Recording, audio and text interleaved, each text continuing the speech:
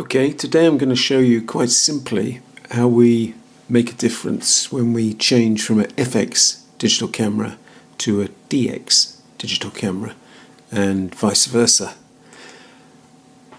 In the old days, or before digital, we had 35mm film cameras.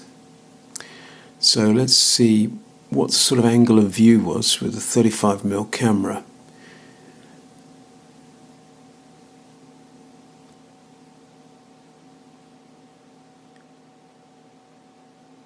Let's say we're using a standard 50mm lens on the 35mm camera, and this is the angle of view that you would get. In other words, what you would see through the camera. In this second example, we're using a digital DX camera. The same lens, so let's say we're using a 50mm lens, but you'll notice one big difference.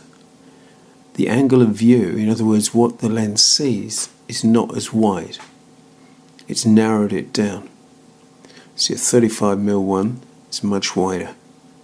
It's actually 1.5 times difference. And here we have what they now call the FX range of digital cameras. And you'll notice that the angle of view is the same with the FX as with the 35mm film camera. And that's a great advantage. In practical terms, if we take a photograph, let's say we put on a 50mm lens on a 35mm camera or on a digital FX camera, the result is the same.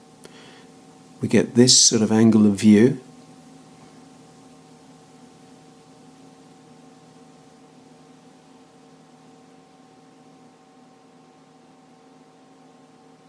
Now, if we put on a same lens on a DX digital camera, we get a narrower angle of view.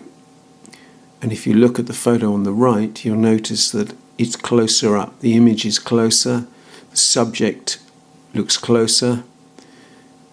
With the same lens, we actually increase the angle of view, or actually decrease it, because we're not seeing as much. And we're actually changing the angle of view by 1.5 times. And that's the difference between FX and DX. Thanks for listening.